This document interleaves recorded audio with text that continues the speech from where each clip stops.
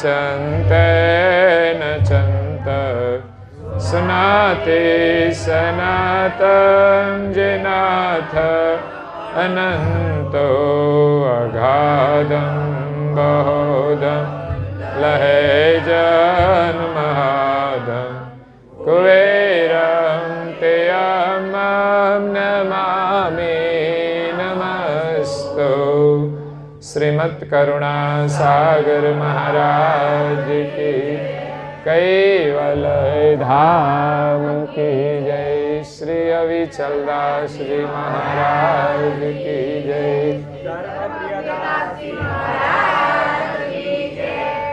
સત કેવલ સાહેબ સત કેવલ સાહેબ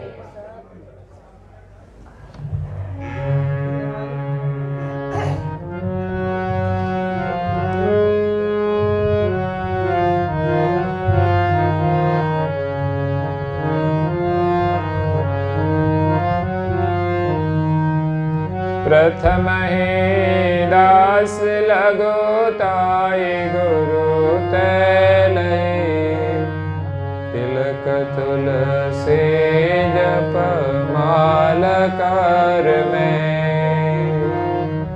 अंग उच्चारे चा चिंता भये दो दश दाय न सहाय घर में दस भाई न सहाय घर में। प्रेम भक्तजनों, ज्ञान संप्रदायना अध्यस्थापक अनंत ब्रह्मांडाधीश विश्व नियंता सकर्ता सतकैवलना परम विशेष अंश अनंत अंशोना तारणहार परम मोक्षना दाता कैवल धर्म धुरंधर महान समर्थ परम श्रेष्ठ परम विभूतिवान परम दयाळु परम कृपा निधि सर्वज्ञ दिव्य परम गुरु श्रीमद करुणा सागर महाराज जगतना जीवोनु कल्याण करवा माटे जगतना जीवोने जन्म मरणना ત્રાસમાંથી મુક્ત કરવા માટે અકળ વિભૂતિનો અતિ દિવ્ય દેહ ધારણ કરી આ વિશ્વની અંદર 14 લોક અને 7 દ્વીપમાં પ્રગટ થયા છે. જંબુદ્વીપની અંદર બાલ સ્વરૂપે પ્રગટ થઈ સારસા નગરમાં નિવાસ કરી સારસાને સારસામાંથી સારસા ધામ બનાવ્યું, સારસાપુરી બનાવી, ગામડે ગામડે વિચરણ કરી જંબુદ્વીપના જિજ્ઞાસુ અને મુમુક્ષુ અંશોને જ્ઞાનનો ઉપદેશ આપે જન્મ મરણના ત્રાસમાંથી મુક્ત થવાનો માર્ગ બતાવ્યો છે. અને એ જ ઉપદેશ એમણે ધર્મ ગ્રંથોની અંદર સંગ્રહિત કરી અને આપણને અમૂલ્ય વારસો આપ્યો છે. તો જીવાત્મા સૃષ્ટિની ઉત્પત્તિ થઈ ત્યારથી કઈ યુગો વીતી ગયા આ જન્મ મરણના ચક્રની અંદર ફર્યા કરે છે. આ તો આપણું અહોભાગ્ય છે કે માનવ શરીર મળ્યું છે, બાકી તો જો આ ઊભા છે સામે 4 પગવાળા, જોવાની જરૂર નથી. કેવું સરસ બોલે છે, આટલું જ આવડે બોલતા. માનવ શરીર આપણને આપ્યું છે, કેવા 52 અક્ષરો દ્વારા આપણે વિવિધ ઉચ્ચારણ કરી શકીએ છીએ, ભગવાનનું સ્મરણ કરી શકીએ છીએ. આ જન્મમાં આપણે સ્મરણ કરીશું તો લાભ થશે, જે લાભ બીજા કોઈ શરીર દ્વારા મળતો નથી. એ સત્સંગ સાંભળતા નહીં હોય, એમનું જ બોલ્યા કરશે, પણ ખબર પડશે નહીં શું બોલે છે. તો આવી દુર્દશા એ જીવની છે. ત્યાં જીવનનો કોઈ વિશેષ આનંદ નથી, કોઈ લાભ નથી. જ્યારે મનુષ્ય તો સારા કર્મ કરી, સારું કાર્ય કરી પવિત્ર લાભ લઈ શકે છે, ઉત્તમ આનંદ લઈ શકે છે. અને આ મનુષ્ય જીવન મળ્યું છે આપણને પરમ આનંદની પ્રાપ્તિ કરવા માટે, જન્મ મરણના દુઃખોમાંથી છૂટવા માટે. તો જગતના મનુષ્ય તનુધારી ચૈતન્ય અંશોને સંબોધીને દિવ્ય પરમ ગુરુ મુક્તિનો માર્ગ બતાવતા સ્વરચિત હસતા લેવા ગ્રંથને વિશે ભક્તિની પ્રણાલિકા બતાવે છે કે જગતના દુઃખોમાંથી, બંધનોમાંથી મુક્ત થવું હોય તો એક જ ઉપાય છે ભક્તિ. ભક્તિ કર્યા વિના કોઈની પણ મુક્તિ થતી નથી. એટલે જેવી આવડે તેવી પણ ભક્તિ કરવી જોઈએ. ભક્તિમાં વિશેષ ભાવનાનું મહત્વ છે. ભલે તમે કાલી ગેલી ભાષામાં પ્રાર્થના કરો, બોલવામાં કંઈ ભૂલો પડે તોય ભગવાન સ્વીકારી લેશે. આપણું નાનું બાળક જે પ્રકારે વર્તન કરે એ આપણે સ્વીકારીએ છીએ. એ કાલી ગેલી ભાષા બોલે તો પણ આપણે ખુશ થઈએ છીએ. એમ પરમાત્માની આગળ આપણે એક નાના બાળક છીએ, એટલે જે પ્રકારે આવડે એ પ્રકારે આપણે એની પ્રાર્થના કરવી જોઈએ, સ્મરણ કરવું જોઈએ. પરંતુ આપણે શરૂઆત કરવી પડશે. નાનું બાળક હોય ને એ ચાલતું ના હોય એટલે એને આપણે ચાલતા શીખવીએ, એના હાથ પકડી અને ચલાવીએ. ધીમે ધીમે આપણે એને છોડી દઈશું અને પછી 2 ડગલા ભરે ને એટલે આપણે ખુશ થઈએ. એમ અહીંયા છે ને જે વિધિ બોલતા હોય ને એની જોડે બોલવાનું, પણ એ બોલવા લાગે ને એટલે આપણે બંધ થઈ જવાનું થોડું થોડું. પણ તમે મારા સામે જોયું જ નહીં. એકવાર માઇક આપવાનું, એને બોલવાનું, બોલે પછી આપણે શરૂઆત કરવાની, પછી આપણે છોડી દેવાનું. એટલે એનો ભય દૂર થઈ જાય. બીજું કંઈ નથી, આવડે છે બધું જ. ભણેલા હોય અને વાંચીને બોલવાનું હોય તો શું ના આવડે, પણ આપણે ભય છે બધાની વચ્ચે બોલવાનો, કંઈ ભૂલ પડી જાય. પણ આપણે જીવીએ છીએ પણ બધાની વચ્ચે આપણે ઘણી ભૂલો કરીએ છીએ. એટલે ગભરાવાનું જરૂર નથી, પણ હિંમત રાખવાની, સાહસ કરવાનું અને સારું કાર્ય કરવા પ્રયત્ન કરવાનો, જે જીવનમાં આપણે કાયમ કરવાનું છે. માટે બ્રાહ્મણો તમને પૂજા કરાવે તો તમે નથી બેસતા પૂજા કરવા, પછી એમ કે આમ કરો તો આમ કરવાનું, આ બોલો તો બોલવાનું. આપણી જાતે જ આપણે કરવાનું છે, ત્યારે જ આપણું કલ્યાણ થશે. એટલે જેટલું આપણાથી થઈ શકે એટલું તો આપણે કરવું જોઈએ.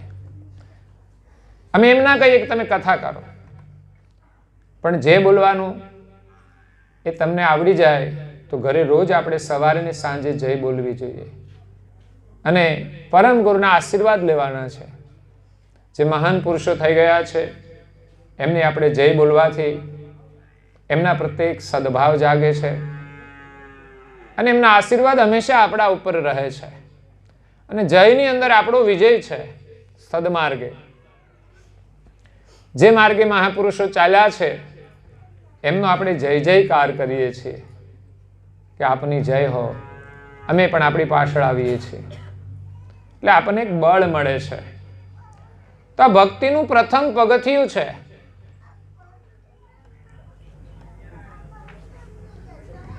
અહીંયા પરમ ગુરુ આપણને પહેલા પગથિયાની સમજણ આપે છે કે પ્રથમ હી દાસ લઘુતાઈ ગુરુ તે લઈ,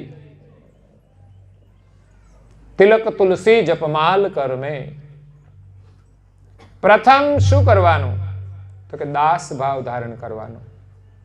ઘરમાં આપણે રહેતા હોઈએ છીએ, જેટલા દાસ ભાવે રહેતા હોય ને એના ઘરમાં સુખ અને શાંતિ હોય છે. કદાચ ઘરમાં કોઈનો સ્વભાવ ઉગ્ર હોય ને તો એ દુઃખી હોય, પણ જેનો સ્વભાવ શાંત હોય, દાસ ભાવ હોય, એને તો શાંતિ હોય જ.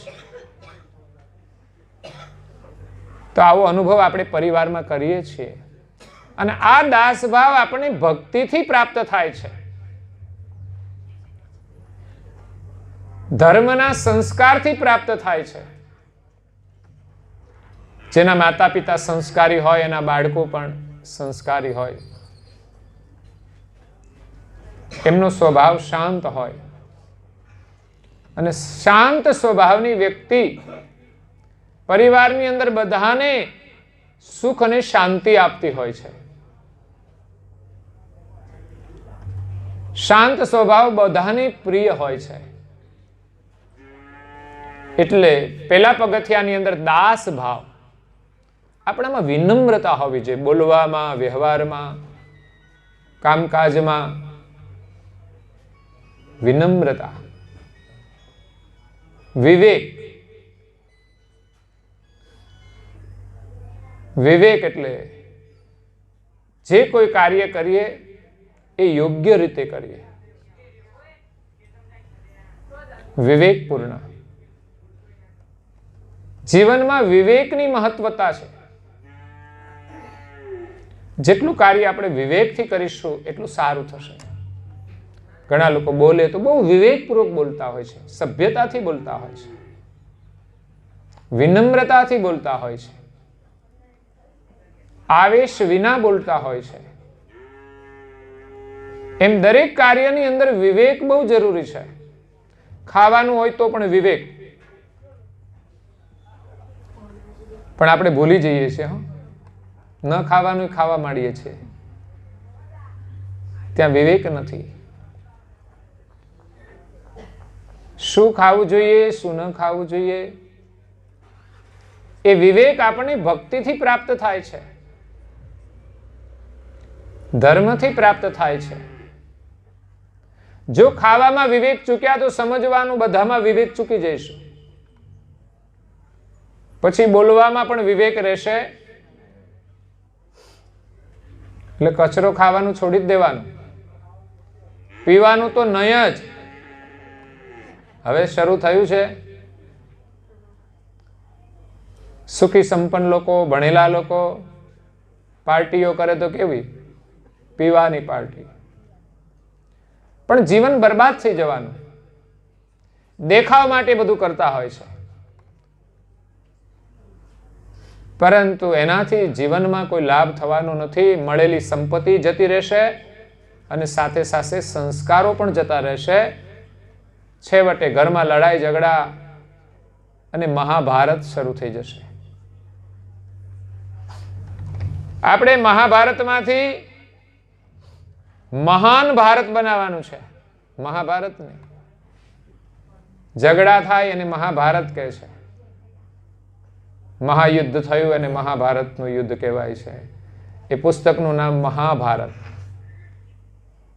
પણ આપણે તો મહાન ભારત બનાવવાનું છે. તો એના માટે દિવ્ય પરમ ગુરુ આપણને માર્ગ બતાવે છે કે પ્રથમ શું કરવાનું, કે દાસ ભાવે ગુરુના શરણે જવાનું. જીવનમાં ગુરુની આવશ્યકતા છે. કોઈ પણ પ્રકારનું શિક્ષણ મેળવવા માટે, માર્ગદર્શન માટે ગુરુની આવશ્યકતા છે. સાંસારિક કાર્ય તો કદાચ કંઈક જોતા જોતા થોડું આવડી જાય. નાના છોકરાને મોબાઈલ આપો ને આમ આમ કરતો શીખી જાય અડધું તો, સમજાય. પરંતુ એની અંદર જો ઓપરેટ કરવું હોય ને, ચલાવવું હોય એમાંથી કંઈક, તો એ એમ જાતે આવડતું નથી. ઘણા લોકોને મોબાઈલ લગાવતા તો આવડી જાય, સાંભળતા આવડી જાય, પણ અંદર કંઈક મિસ્ટેક આવે ને તો ખબર ના પડે. એના માટે અભ્યાસ જરૂરી છે. આજના લોકો મોબાઈલ ચલાવતા હોય છે અને વોટ્સએપ ને એવું આવડી જાય, પણ ક્યાંક ખબર ના પડે ને ત્યારે પછી ઓલા નવા છોકરા ભણતા હોય ને એની પાસે લઈને જાય કે જોજો આમાં જરા ખબર પડતી નથી. કારણ કે એમાં શિક્ષણની જરૂર છે. એટલે થોડું ઘણું કંઈક ચલાવતા આવડે, પણ જરૂરી જે છે, મહત્વનું છે, એના માટે શિક્ષણ અનિવાર્ય છે. એમાં ધર્મના માર્ગે જ્ઞાન અનિવાર્ય છે. જ્ઞાન વગર તો ધર્મના માર્ગે કંઈ ખબર જ ના પડે. આપણી જાતે કરવાની ખબર નથી પડતી, શા માટે કરવું એ ખબર નથી પડતી. આ દુનિયામાં અંધશ્રદ્ધા બહુ હોય છે ધર્મમાં, પણ જ્ઞાન વિના આપણું કલ્યાણ થતું નથી. એટલે કરુણાસાગર બાપજી આપણને પહેલા પગથિયાનું જ્ઞાન આપે છે, એના માટે ગુરુના શરણે જવાની જરૂર છે. પરમ ગુરુ કરુણા સાગર, તો કરુણાના સાગર છે અને પરમ ગુરુ એટલે વિશ્વના ગુરુ છે. ગુરુના પ્રકાર 4 છે. આપણે ગુરુ મહિમાનો પાઠ કરીએ તો આપણને ગુરુની સમજ પ્રાપ્ત થાય કે 4 પ્રકારના ગુરુ છે. એમાં પરમ ગુરુ એ શ્રેષ્ઠ ગુરુ છે. પરમ ગુરુની સાચી ઓળખ આપણને ગુરુ મહિમાના પાઠમાંથી થાય છે. તો અહીંયા આપણે પરમ ગુરુની આરતી પણ કરી, પ્રાર્થના પણ કરી, પરમ ગુરુની પ્રકમમાં પણ કરી અને અંતે ગુરુ મહિમાનો પાઠ પણ કર્યો. આ મહત્વપૂર્ણ ગુરુ મહારાજની પૂજા, પ્રાર્થના અને વંદના છે. આજે પ્રાસંગ નિમિત્તે કરી છે, પરંતુ આપણા જીવનમાં આપણે દરરોજ કરવી જોઈએ. આ તો મહાન ગુરુ છે. એમનો પાઠ કરીએ ગુરુ મહિમાનો તો આપણા ઘરની અંદર એમના આશીર્વાદ પ્રાપ્ત થાય છે. ગુરુની કૃપા આપણને મળે છે, આપણને સંસ્કાર મળે છે, આપણને જ્ઞાન મળે છે. ગુરુ પ્રત્યે આપણી શ્રદ્ધા વધારે દ્રઢ થાય છે. ખોટું કરીએ તો આપણને સંકેત કરે કે આ ન કરાય. એ છે ગુરુની કૃપા. ગુરુ કરવાનું મહત્વ એ છે, ગુરુમાં આપણી શ્રદ્ધા હોય ત્યારે એમની કૃપા આપણને ખોટા માર્ગે જતા રોકે છે. ગુરુની આજ્ઞા પાળવાની, એમાં આપણી શ્રદ્ધા હોવી જોઈએ. નાની નાની આજ્ઞા હોય પણ શ્રદ્ધાનું મહત્વ છે. આપણું નાનું બાળક હોય ઘરમાં તો આપણે એને નાનું નાનું કામ સોંપતા હોઈએ છીએ કે બેટા લાવજે, આ કઈ વસ્તુ જોઈતી હોય તો લાવવાનું કહીએ. એમનાથી જે થાય એ કામ આપણે એને સોંપતા હોઈએ છીએ. એ બોર્ડ સુધી પહોંચી જાય આપણે કે બેટા સ્વિચ પાડજે, થાળી લાવજે, પાણીનો ગ્લાસ લાવજે. આવું નાનું નાનું કામ બાળકોને સોંપતા હોઈએ છીએ. એનાથી થાય એવું, પણ એ ના પાડે તો તમને કેવું દુઃખ થાય?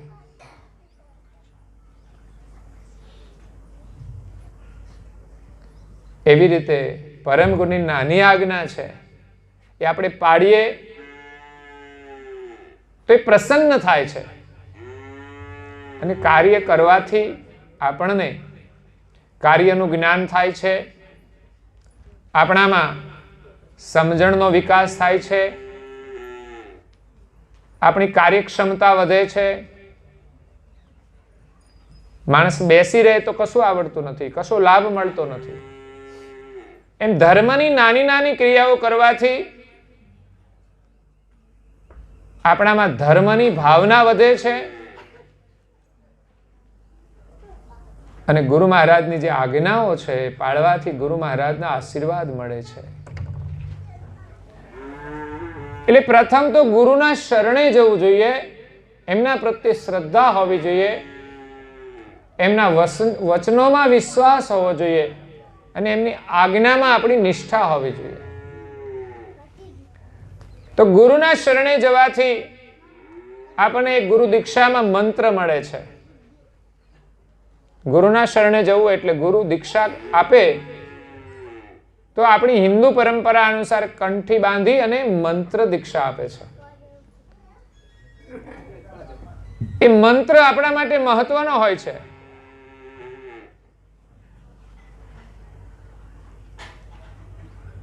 મંત્ર એ ગુરુના આશીર્વાદ છે. જે મંત્રના જાપ કરવાથી આપણું કલ્યાણ થાય છે. એટલે ગુરુના શરણે જવું અને એમના શરણે જવાથી આપણને જે મંત્ર પ્રાપ્ત થાય એમનો જપ કરવાનો છે. ગુરુના શરણે ગયા, ગુરુ આપણે ધારણ કર્યા એટલે પહેલો કાર્ય આપણા માટે, પેલું આપણે એમની સાથે જે સંબંધ જોડાયો, એ સંબંધ પ્રત્યેનું આપણું કર્તવ્ય, એ સંબંધની આપણી એક ઓળખ, એ કપાળમાં તિલક ધારણ કરવાનું છે. આજે તો તમે બધા ભાગશાળી છો. તિલક કર્યું, પૂજન કર્યું, પ્રાર્થના કરી અને કથા શ્રવણ કરી. આજે તો તમે પૂર્ણ કાર્ય કર્યું છે. છેલ્લે આરતી પણ કરશો પાછી. આ સંસ્કાર આપણામાં હોવા જોઈએ. આ કાર્યમાં આપણી પ્રીતિ હોવી જોઈએ. અને આવું કાર્ય કરતા રહીએ તો જીવનમાં આપણને એવા આશીર્વાદ પ્રાપ્ત થાય છે, એવી સમજણ પ્રાપ્ત થાય છે કે જેનાથી આપણને સુખ મળે છે, આપણા દુઃખોની નિવૃત્તિ થાય છે, આપણો પરિવાર સંસ્કાર સંપન્ન બને છે. આરતી કરવી, પૂજન કરવું, પ્રાર્થના કરવી, પાઠ કરવો, જે વિધિ બોલાવાની, કથા શ્રવણ કરવી, આ ધર્મના ઉત્તમ સંસ્કાર છે. જીવનમાં સારું શ્રવણ કરવાથી સારી સમજણ પ્રાપ્ત થાય છે. સત્સંગ અનિવાર્ય છે.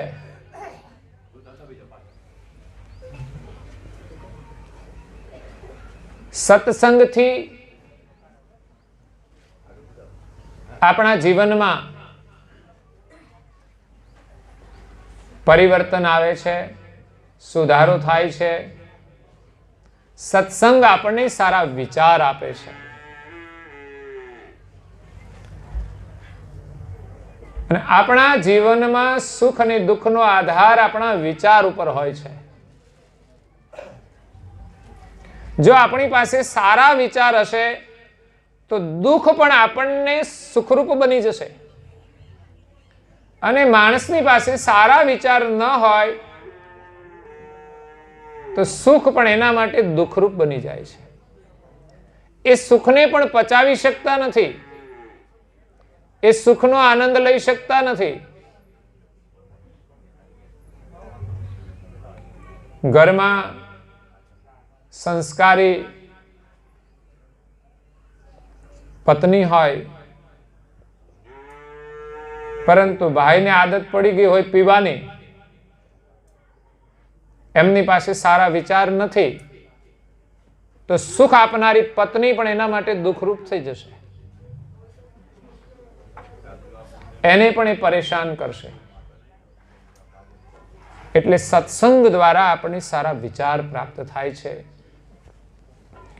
પેલા પગથિયાની અંદર કરુણાસાગર બાપજી કહે છે કે ગુરુના શરણે જાઓ, ગુરુના થાવ, ગુરુ પ્રત્યે શ્રદ્ધા રાખો, ગુરુનું જ્ઞાન શ્રવણ કરો અને એમાં શ્રદ્ધા રાખીને એમની આજ્ઞાનું પાલન કરો. તમારું અવશ્ય કલ્યાણ થશે, તમારા દુઃખોનો અંત આવી જશે. જેમ લગ્ન થયા પછી જે દીકરીઓ સૌભાગ્યવતી બને છે, એટલે એ દિવસથી એ કપાળની અંદર માથા ઉપર સેંથો પૂરે છે. પેલા તો કોઈ દિવસ પૂર્યો નથી, પછી એમ કહે છે મને તો આ નથી આવડતું, કે મને તો નથી ગમતું, કે નહીં ફાવે. એવું થાય છે ક્યારે? કોઈ પ્રકારના વિરોધ કે દલીલ સિવાય એ જ દિવસથી ધારણ કરી લે છે, ગૌરવપૂર્વક કરે છે. એક દિવસ પણ એ ચૂકતી નથી. કે સૌભાગ્યવતી બની છે, એમના લગ્ન થયા, એટલે એ વિવાહિત છે, એના પ્રતીક રૂપે એમના કપાળમાં માથા ઉપર સિંદૂર પૂરેલું હોય છે, સેથો પૂરેલો હોય છે. એની ઓળખ છે કે આ સૌભાગ્યવતી છે. અને ના હોય તો કાં તો અવિવાહિત હોય અને કાં તો વિધવા હોય.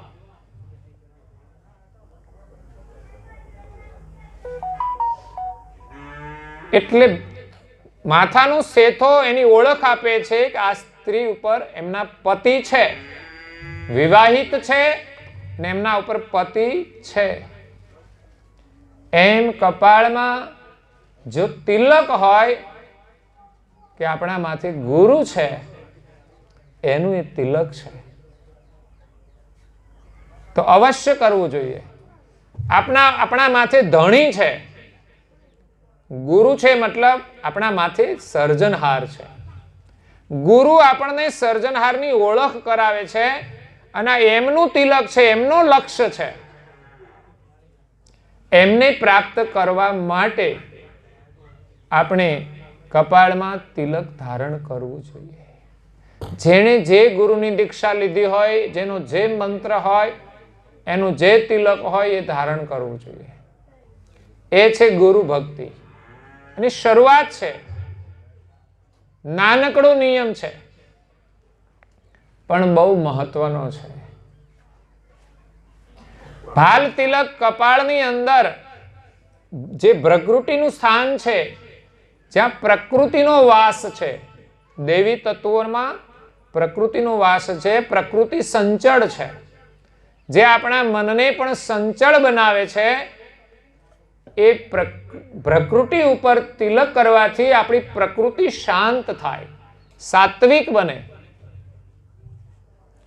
તિલકનો પ્રાથમિક મહિમા કે કપાળમાં તિલક કરવાથી આપણી પ્રકૃતિ શાંત થાય. કારણ કે તિલક એ સાત્વિક પ્રતીક છે.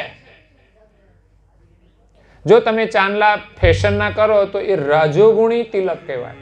ચાંદલો તો એ તમને હંમેશા રજોગુણી વિચાર આપે.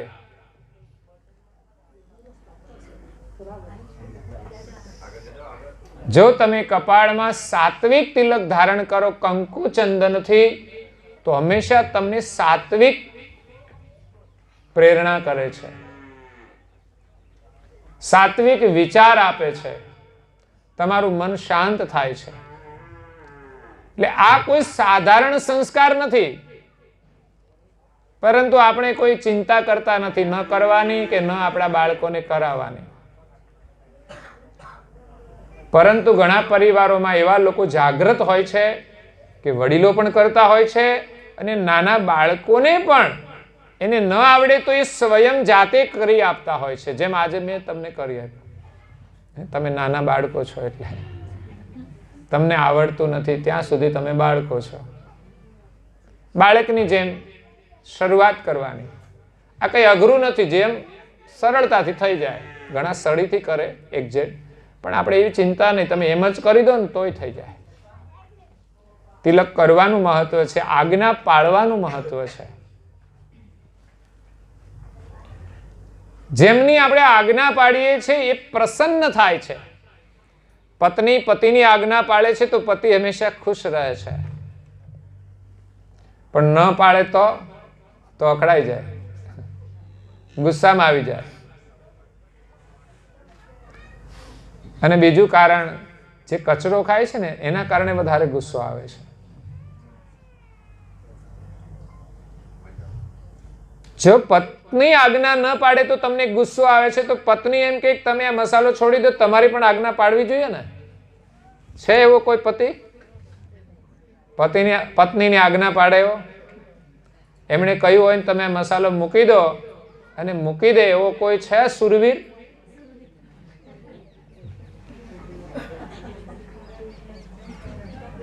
આ છે શુરવીરતા. ભક્તિની અંદર આવી શુરવીરતાની જરૂર છે. ભક્તિનો માર્ગ છે શુરાનો. હવે એમાં કઈ તલવાર ચલાવવાની છે? પણ સહેલું કામ નથી. જે વ્યસનો છે એને પણ આપણે તલવારથી જ કાપવાના છે, મારવાના છે. એ આપણા દુશ્મન છે, પણ એમાં બોધની તલવાર ચલાવવાની છે. શ્રીમતીજી કહે ને તોય માનવું જોઈએ, માતા પિતા કહે તો પણ માનવું જોઈએ, અને ઘરમાં નાના બાળકો કહે ને તો પણ માનવું જોઈએ. પણ ઘણા લોકોને તો કોઈની અસર નથી થતી. બોલો, નથી થતી પત્નીના ઉપદેશની. એને એમ થાય કે મારી પત્ની કે માર કરવાનું, એમ કદાચ થતું હોય. પણ મા બાપનું તો માનવું જોઈએ ને. પત્ની આવતા પહેલા જ મા બાપ તો કહેતા હોય છે. અને ભયંકર વ્યસન હોય ને તો પછી ઠેકાણું પણ ના પડે, જીવન બરબાદ થઈ જાય. એટલે માતા પિતાની આજ્ઞા પણ માનતા નથી. આપણે કેવા જડવાદી થઈ ગયા છીએ કે માતા પિતાની આજ્ઞાનો પણ વિચાર કરતા નથી. પત્નીની વાત પણ માનતા નથી. જે આપણા હિતની વાત કરે, વિચારવું જોઈએ કે આપણા હિત માટે કહે છે તો આપણે કરવું જોઈએ.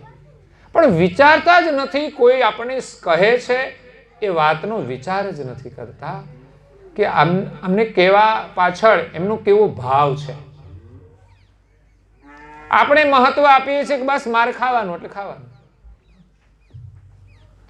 કેવા બંધાયા છીએ, કોઈનું સાંભળતા નથી કે સમજતા પણ નથી. એમની ભાવનાનું મૂલ્યાંકન કરો તમે. માતા પિતા કહે, પત્ની કહે, કે પછી મોટા થયા પછી બાળકો પણ કહે. બાળકો કહે ત્યારે તો શરમાવું જોઈએ. જો કે વડીલોની વાત પણ માનવી જોઈએ. આશીર્વાદ તો ઘરમાં વડીલોની વાત માનવાથી મળે છે. એ અનુભવી છે. અને આ નાની નાની વાતો છે, એમાં જો માનતા થઈ જઈએ ને તો પછી આપણે મોટા કાર્યો પણ કરીશું. નહીં તો આપણું કલ્યાણ કરવું સહેલું નથી.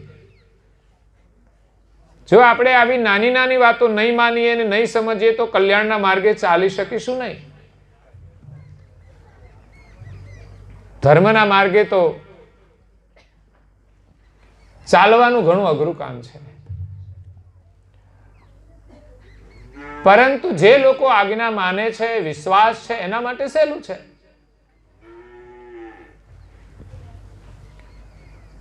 જે વસ્તુ છોડવા માટે માણસ સબળ નથી, નિર્બળ છે, એમ સારું કામ કરવા માટે પણ તાકાત જોઈએ. સવારમાં વહેલા ઉઠવાનું કે તો એનાથી ના ઉઠાય. પછી નાહી ધોઈને પૂજા કરવાની હોય, પૂજા કર્યા પછી તિલક કરવાનું હોય. આ બધું થતું નથી. એ નિર્બળતા છે, કાયરતા છે. ભક્તિનો માર્ગ છે સુરાનો, નહીં કાયરનું કામ જો નહીં. સારું કામ કરવું એ શૂરવીરતાનું કામ છે. અને શરૂઆત વહેલા ઉઠવાથી થાય છે. રાત્રે વહેલા જે સૂએ વહેલા ઉઠે વીર, એને વીર કયા છે. બળ બુદ્ધિ ને ધન વધે, સુખમાં રહે શરીર. કેટલો બધો લાભ છે વહેલા ઉઠવાનો. આપણું શરીર સારું રહે એટલે બળ વધે. અને વહેલા ઉઠીને કરવાનું શું? તો કે પૂજા પાઠ પ્રાર્થના. તો બુદ્ધિ પણ વધે. અને બુદ્ધિ સારી હોય ને બળ હોય, માણસ મહેનત કરે તો ધન પણ વધે. પણ 9 વાગ્યા સુધી સૂતા રહેતા હોય, એના ઘરમાં ન બળ વધે, ન બુદ્ધિ વધે, ન ધન વધે. એની પાસે કોઈને આપવા જેવી બુદ્ધિ પણ નથી હોતી, કોઈ સલાહ આપી શકે. 9 વાગે ઉઠતો હોય, બીજાને શું સલાહ આપે? પહેલા તો એને સલાહ લેવી પડે ક્યારે ઉઠવાનું.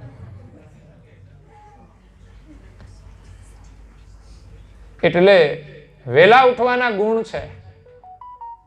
વહેલા ઉઠવું એ સંસ્કાર છે. સ્વાસ્થ્ય સારું રહેશે, સુખ વધશે, સમૃદ્ધિ વધશે. કારણ કે વહેલા ઉઠવું એ એક માનવના ઉત્તમ સંસ્કાર છે કે જે માણસ વહેલો ઉઠી શકે ને એ જીવનમાં કંઈક કરી શકે.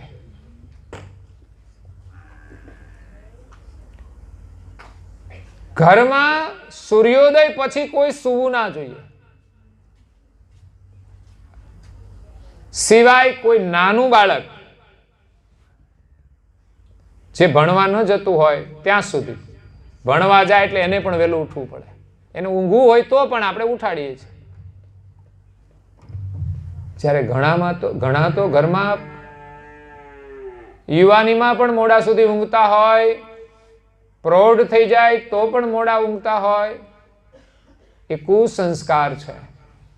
વહેલા ઉઠીને ભગવત ભજન કરવાનો લાભ આપણે ગુમાવી દઈએ છીએ.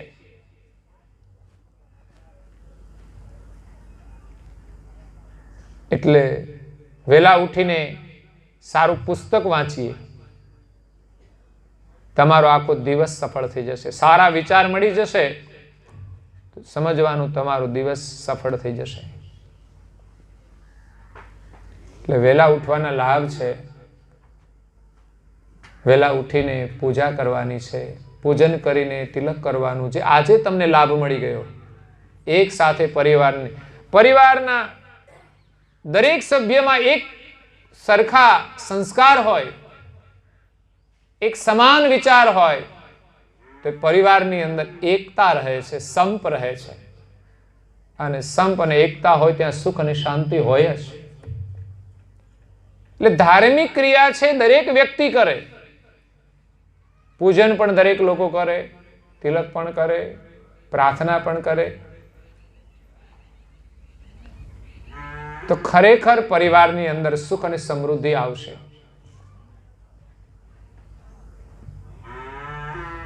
વહેલા ઉઠવાના સંસ્કાર જ મહત્વના છે. અને પછી આટલી સાથે ક્રિયાઓ થશે તો ખરેખર તમારા ઘરની અંદર કોઈ કલેશ નહીં રહે. એક આદર્શ પરિવાર બનશે. ઘરમાં એક આદર્શ વ્યક્તિ હોય એટલું પૂરતું નથી. એ વ્યક્તિ લાભ થાય, પણ ઘરમાં બધા જ સભ્યો આદર્શ હોય તો એક આદર્શ પરિવાર બને. એ પરિવારની અંદર સુખ શાંતિ અને સમૃદ્ધિ રહે છે. લક્ષ્મીજી છે ને સવારે વહેલા ઉઠે છે. 6 વાગ્યા સુધીમાં જે કોઈ મળી જાય ને એને લક્ષ્મી લાભ થઈ જાય. જીવનમાં સુખ શાંતિની સમૃદ્ધિ મેળવવા માટે જે લક્ષ્મી જોઈએ. બાકી 2 નંબરની સંપત્તિ તો રાત્રે 12 વાગે મળે. લક્ષ્મીના એ પ્રકાર છે. આસુરી લક્ષ્મી એ રાત્રે 12 થી 3 માં ફરતી હોય. જે લોકો રાત્રે મોડા જાગતા હોય ને પછી એનો લાભ થાય. કારણ કે 12 થી 3 માં તો ચોર જ જાગતા હોય. એટલે એક એવી સંપત્તિ લઈ આવે, દુઃખદાયી, ઉપાધિવાળી, ચિંતાવાળી. આમ લાગે કે મફતમાં મળી ગયું, ખજાનો મળી ગયો, પણ જ્યારે પકડાઈ જાય ત્યારે બધું જતું રહે અને ઉપરથી માર પડે એ જુદો. એટલે ક્યારેય ખોટું ધન લેવાનું નહીં. અને બ્રહ્મ મુહૂર્તમાં તમે ઉઠો એટલે તમને દૈવી સંપદા મળે. એક તો બ્રહ્માંડની શાંતિ મળે. સૂર્યોદય પહેલાનું સ્નાન એ પવિત્ર સ્નાન છે. પવિત્ર વિચાર મળે. તમે પૂજા કરો. એક ગુરુ મહારાજના આશીર્વાદ છે. ઘરમાં ગુરુની પૂજા થાય અને આપણા ઘરમાં વડીલો હોય ને એમની પણ પૂજા વંદના કરીએ, એમના પણ આશીર્વાદ લઈએ. આપણે ત્યાં તો પશુમાં ગાયો પણ પૂજાય છે. તો પછી આપણા વડીલોની આપણે પૂજા કરીએ, એમને પ્રણામ કરીએ, આશીર્વાદ લઈએ તો ખરેખર આપણું જીવન સુખી થાય છે. એટલે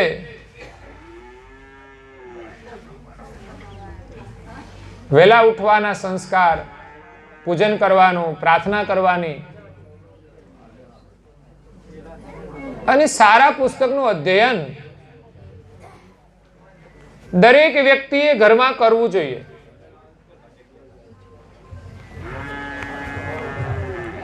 તો પરમ ગુરુ કરુણાસાગર બાપજી કહે છે કે પ્રથમ પગથિયાની અંદર ગુરુના શરણે જઈ પહેલી આજ્ઞા કપાળમાં તિલક કરવાની છે. ગુરુનું પૂજન કરી અને તિલક કરવાની છે.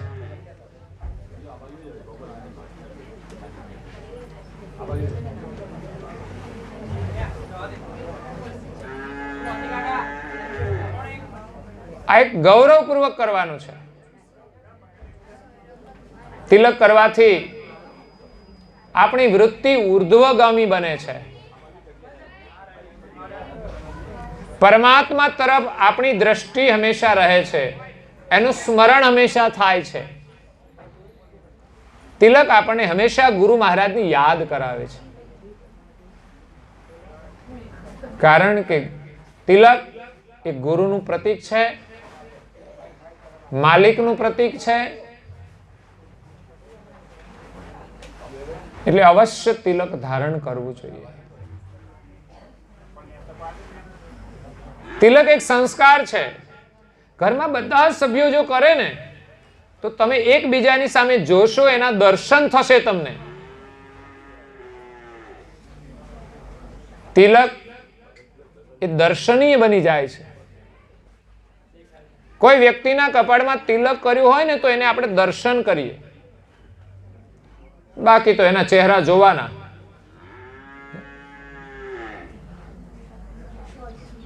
ક્યારેક ખુશ હોય તો ક્યારેક ના ખુશ હોય, ક્યારેક શાંત હોય તો ક્યારેક અશાંત હોય. એ ચહેરાઓ આપણે જોઈએ છીએ, પણ જ્યારે કપાળમાં તિલક કર્યું હોય, સંસ્કાર હોય, ત્યારે તિલકનો મોટો લાભ છે કે એના પ્રભાવથી આપણે હંમેશા પ્રસન્ન રહીએ. એક તો તિલક કરવાની ભાવના છે ને, એ પણ એક પ્રસન્નતા છે. તિલક કરવાની પ્રસન્નતા કે મારે કપાળમાં તિલક કરવું છે, અને કરો એટલે હંમેશા તમને પ્રસન્નતા મળે. તિલકનો મહિમા કપાળમાં છે. તમે કપાળમાં તિલક કરો એટલે તમારો ચહેરો સુંદર લાગે છે.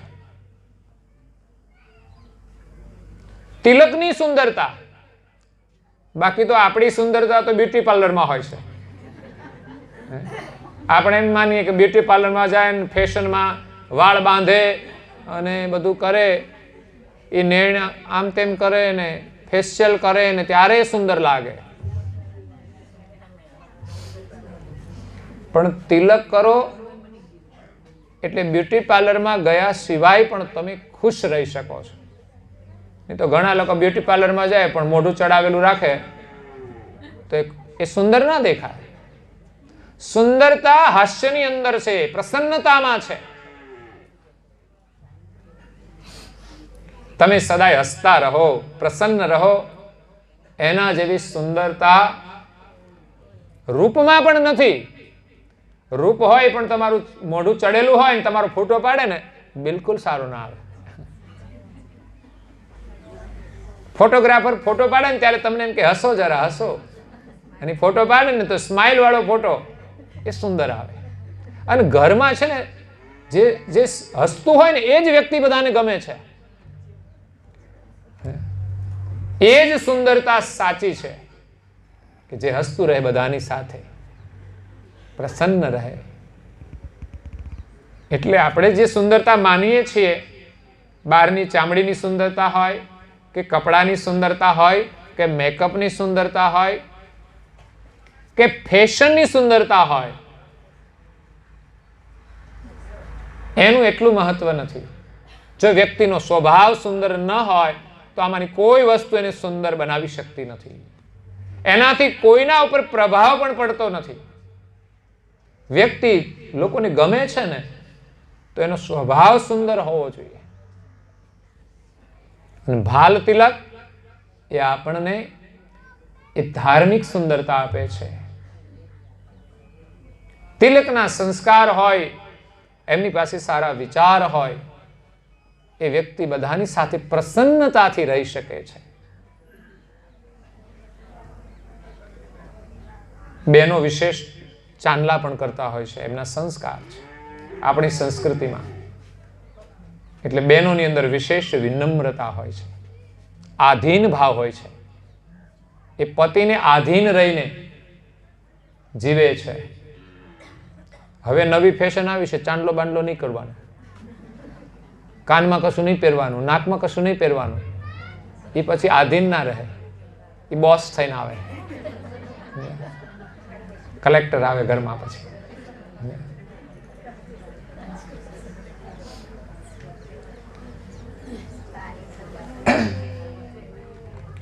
એટલે તિલકના સંસ્કાર એ બહુ મહત્વના છે, જે આપણા ચહેરાની સુંદરતા વધારે છે. મને તો આજે બહુ સુંદર લાગે છે વાતાવરણ તિલકના ચહેરાથી. બાકી બધું એમ લાગે કે આજે શોકનો પ્રસંગ છે એટલે બધું એવું જ લાગે, પણ તિલક તો કરાય. વિધવા બહેનો પણ તિલક કરી શકે છે. આપણે ત્યાં એમ માન્યતા છે કે વિધવા બહેનો હોય એટલે કંકુનું તિલક ન કરી શકે, કારણ કે એમની એક ઓળખ છે કે આ વિધવા માતા છે, એટલે એ કપાળમાં તિલક ન કરે. સિંદૂર તો ના કરે, પણ ચાંદલો ના કરે. પછી કરે તો ચંદન ન કરે, અને કાં તો પછી અહીં કરે છે. હા, ભૌતિક શણગાર માટે તમે ચાંદલો ન કરો એ બરાબર છે, પણ આપણે જે ધર્મ હોય એનું જે પ્રતીક હોય એ તો વિધવા માતાઓ પણ કરી શકે. કારણ કે પહેલો શૃંગાર હતો એ પતિનો હતો, એ આપણે નથી કરતા. ચાલો બીજા કંઈ શણગાર હોય હાથમાં પહેરવાના કે આપણે ન રાખીએ. કપડાં પણ આપણે બહુ રંગીન કે એવા નથી લોકો પહેરતા, એ પણ બરાબર છે. પરંતુ ગુરુ મહારાજની આજ્ઞાનું જે તિલક હોય એ તો અવશ્ય કરવું જોઈએ, કારણ કે જીવતા જ છે તો ક્યારેય મરતા જ નથી. તો અખંડ ધણીનું આ તિલક છે, એટલે એ તો સામાજિક કોઈ પણ પરિસ્થિતિમાં કરવું જોઈએ. લગ્ન પહેલા પણ કરવાનું હોય, લગ્ન થયા પછી પણ કરવાનું હોય, વિધવા થયા પછી પણ કરવાનું હોય, જન્મથી માંડીને મૃત્યુ સુધી આ ગુરુ મહારાજની આજ્ઞાનું તિલક અવશ્ય કરવું જોઈએ, અને ગુરુ પણ કરવા જોઈએ. હા, જમાડો ને, છોકરાને જમાડવામાં શું વાંધો? કશો વાંધો નહીં, આપણે જલ્દીમાં જ છીએ. લગ્નમાં કોઈ કહેતું જ નહીં તમે જલ્દી કરો, એમાં જે ટાઈમ થઈ જાય એમાં વાંધો નહીં. ફોટા પડાવે કલાક સુધી તોય વાંધો નહીં.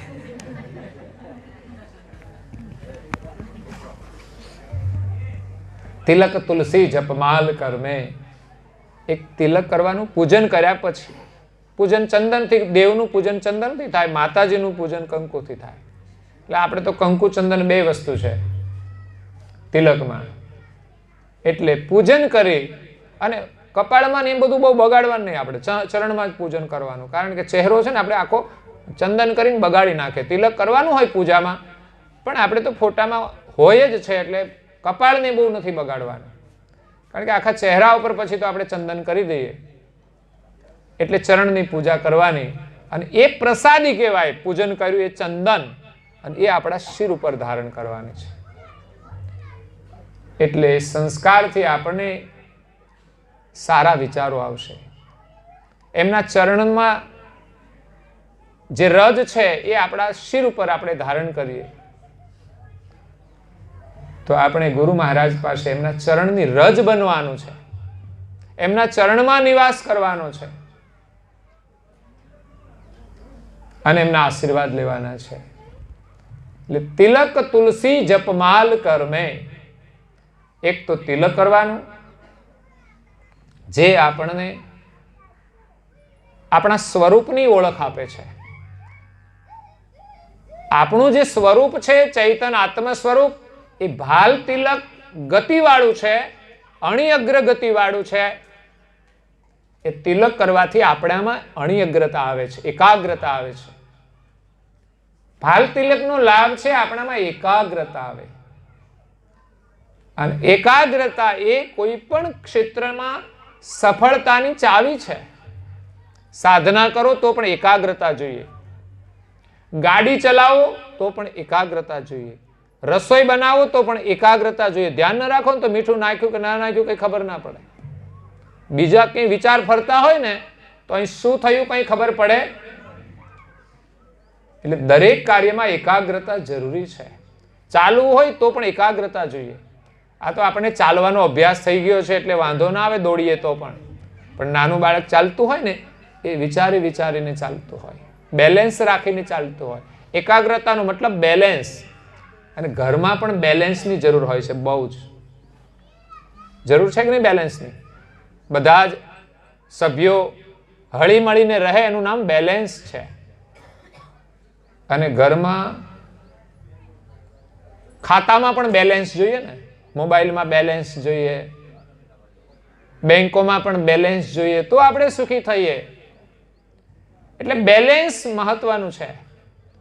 અને ભાલ તિલક આપણને એકાગ્રતા આપે છે, જીવનમાં બેલેન્સ આપે છે, દરેક પ્રકારનું બેલેન્સ આપે છે. કારણ કે મધ્યમાં રહે છે, ના એક બાજુ કઈ ઝુકાવ છે, ના આ બાજુ, મધ્યમાં રહી અને એનું બેલેન્સ આપે છે. બે ત્રાજવા હોય ને, બંનેમાં સરખો વજન હોય, ત્યારે એનો કાંટો છે ને વચ્ચે મધ્યમાં સીધો હોય છે. જ્યાં સુધી એક બાજુ ઝૂકેલો હોય ત્યાં સુધી ત્રાસો હોય છે. જ્યારે ભાલ તિલક આપણે સીધું ઉપરની તરફ રાખવાનું હોય કે જ્યારે જીવનમાં બધું બેલેન્સ થઈ જાય. આ એમની કૃપાથી થાય છે. આપણે તો માત્ર શ્રદ્ધાથી એમની આજ્ઞા જ પાળવાની છે, માત્ર વિશ્વાસ. એમની આજ્ઞા, એમાં વિશ્વાસ અને પાળવામાં પ્રસન્નતા. બેનો લગ્ન થયા છે એટલે એનો સંબંધ જોડાયો, લગ્ન વિધિ પૂર્ણ થઈ. એ લગ્ન વિધિથી જ એ કપાળમાં સિંદૂર પૂરવાનું શરૂ કરે. પછી રોજ એ કરવા માટે બસ એને વિશ્વાસ અને પ્રસન્નતા. તમે સિંદૂર પૂરતા હશો તો આમ ખુશ થઈને પૂરતા હશો ને? હે, આમ યાદ તો આવતા જ હશે ને? કે પછી ઘરમાં હરખું ના હાલતું હોય ને તો બહુ મજા ના આવે એ સિંદૂર પૂરવાની. સમજે? આ હકીકત વાત છે. જે વસ્તુ માટે તમે આ પૂરો છો એની હારે તમારો મનમેળ ન હોય તો તમે કેટલી ખુશીથી એ પૂરતા હશો. કદાચ તમને એમ થાય આજે તો પૂરવું જ નથી. એક બેન તો અહીંથી પૂરે આમ છે, આટલું બધું લાંબુ સિંદૂર પૂરે. એટલો બધો પ્રેમ હતો એનો. એમાં એક દિવસ તો એક થોડું એવું પૂરીને આવ્યા. પહેલા તો બહુ લાંબુ પૂરતા હતા, એમાંથી એટલું બધું ટૂંકું થઈ ગયું. અને પૂછ્યું તમે કેમ આટલું જ સિંદૂર પૂર્યું છે? જોવો ને તમારા ભાઈ હમણાં બીમાર જ નથી રહેતા કે એટલે થોડું કરી નાખ્યું. તમારા ભાઈ હવે આમ થઈ ગયા એટલે ભાઈ પ્રમાણે આવતી સિંદૂર પૂરાય એમ. એટલે છે પતિનું પ્રતીક, એના પ્રેમનું પ્રતીક છે. એટલે તમને એ પ્રસન્નતા આપે. એટલે તિલક હંમેશા પ્રસન્નતાથી કરવું જોઈએ, એનો લાભ છે. તો કપાળમાં તિલક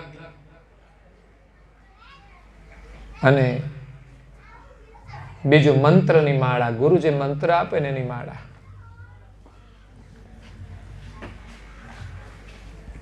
તિલક શ્રદ્ધાથી કરવાનું હોય, પ્રસન્નતાથી કરવાનું હોય. ગુરુના પ્રેમનું પ્રતીક છે, પતિના પ્રેમનું પ્રતીક છે. એ ઘરમાં હોય ને કદાચ ન કર્યું હોય પણ બહાર નીકળે ને તો કરીને જ જાય. તમે જોજો, કોઈ પણ બહેન બજારે જાય તો એ કરીને જ જાય, અવશ્ય. ઘરમાં કદાચ કરે ન કરે, મોડું કરે, પણ બહાર નીકળવાનું હોય તો અવશ્ય કરીને જ જાય. કારણ કે બહાર જ મહત્વનું છે ને, ઘરમાં તો એ હાજર જ હોય. ઓળખાણ તો બહાર આપવાની છે. કોઈ આપણને મળે, અજાણ્યા લોકો, એમની નજર એમના ઉપર પડે, એની સુરક્ષા માટે આ સેથો પૂરવામાં આવે છે. એને તો છે, એ તો છે જ કે જતા રહેવાના છે. તમે ના પૂરો તો શું છૂટાછેડા થઈ જાય? અને પૂરો તો હું બંધાયેલા રહે. ઘણા પૂરે છે તોય છૂટાછેડા થાય છે. બોલો, તો ખામી ક્યાં છે? બહાર જાઓ ત્યારે મહત્વનું કાર્ય કરે છે. જો આ તિલકનું કેટલું મહત્વ છે, જેટલું સેથાનું મહત્વ છે એના કરતા વધારે તિલકનું મહત્વ છે. જો જે બહેનો સેથો પૂરે છે, બહાર જાય તો કોઈની નજર પડે તો એને ખબર પડે કે આ બેન સૌભાગ્યવતી છે. એટલે દુનિયાની કુદ્રષ્ટિથી એ બચે છે. યાદ રાખજો, જેના પર સેથો હોય એટલે સામેના લોકોની દ્રષ્ટિમાં ફરક પડી જાય છે.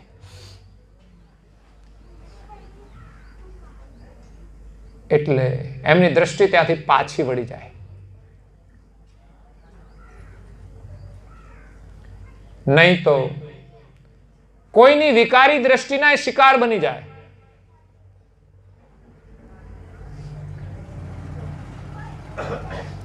એટલે શેઠો એ કોઈની કુદ્રષ્ટિથી આપણને બચાવવાનું કામ કરે છે. હા, પછી કોઈની મલિન દ્રષ્ટિ વિકારી હોય તો એ સ્વાભાવિક દ્રષ્ટિ કરે, પણ આપણી દ્રષ્ટિ છે એને પણ સંયમમાં રાખે છે. એક માથે પતિ હોય, એનું માથે સિંદૂર પૂર્યું હોય, એટલે હંમેશા આપણી દ્રષ્ટિ આપણા પતિમાં જ રહે, એ સિવાય ક્યાંય ખોટી રીતે ના જાય. એ પણ કામ એ સિંદૂર અને આપણો વિચાર કરતું હોય છે. એટલે એમાં આપણી સુરક્ષા છે, આપણી સલામતી છે. એમ આપણે કપાળમાં તિલક કરીએ તો આ દુનિયાના જે વિકારો છે એનાથી આપણે બચી શકીએ. ઘણી વાર હું જોઉં છું કે ઘણા બાળકોના માથા પર બેનો કાળું ટપકું કરે છે. આ ફેશનનું તો નથી ને? નહીં તો હમણાં દોરા બાંધવાની ફેશન આવી છે. લ્યો, એક પગમાં દોરો બાંધ્યો હોય. મેં કીધું આને કઈ તકલીફ છે, કઈ વાત છે કે શું છે? તો કે એ તો ફેશન છે. તો ફેશનમાં તિલક કેમ લોકો નથી કરતા? ફેશનના ગુલામ જલ્દી બની જાય છે. આપણને કોઈ વાંધો નથી દુનિયાની ફેશન સાથે, પણ સારા સંસ્કારની પ્રવૃત્તિ પણ આપણે ગૌરવપૂર્વક કરવી જોઈએ. નહીં તો ફેશનના ગુલામ બનીને ક્યાંય ફસાઈ જશો. એ તમને બચાવી નહીં શકે. કાળા દોરા જ્યારે ગુરુ મહારાજનું તિલક ધારણ કર્યું હશે ને, તો હું એમ કહું છું, મસાલો ખાવો હોય ને તો એને શરમ આવશે. જોજો લોકો કેમ તિલક નથી કરતા, તો કે મસાલો ખાય છે ને. લોકો એમ કે તિલક કરીને આવું ખાય છે. એટલે કદાચ તિલક આપણને રોકે તો છે જ, તો કરવાથી એ ફાયદો છે કે આપણે ન કરીએ એવો વિચાર આવે ને, તોય હું તો એમ કહું છું કેટલું સારું કહેવાય. એટલે આ સંસ્કારની જે પ્રક્રિયા છે આપણે એમાં શ્રદ્ધા રાખી અને તિલક કરવું જોઈએ. તો કાળું ટપકું શા માટે કરે? કોઈની નજર ન લાગે. એમ ભાલ તિલક બાળકના કપાળમાં કરી દેશો ને, કાળા ટપકાની જરૂર નહીં પડે, કોઈની નજર નહીં લાગે. એ આપણી સુરક્ષા કરશે. શ્રદ્ધા અને વિશ્વાસ જોઈએ. ગુરુમાં આપણે સમર્પિત થવાનું છે. પત્ની પતિને સમર્પિત છે ત્યારે આ શણગાર ગૌરવપૂર્વક ધારણ કરે છે. ગળામાં મંગળસૂત્ર હોય એમ ગળામાં કંઠી ધારણ કરવાની છે. એ પણ એક સુરક્ષાનું કવચ છે. જેને કોઈ તકલીફ હોય, કોઈ ભુવા પાસે જાય અને દોરા કરી દે તો ગળામાં જ બાંધતા હોય છે ને. આ ઘણા હાથનાય આવે છે બાંધવાના, પણ હવે પગમાં શરૂ થયા. નહીં તો પેલા કોઈ પગમાં નહોતા બાંધતા.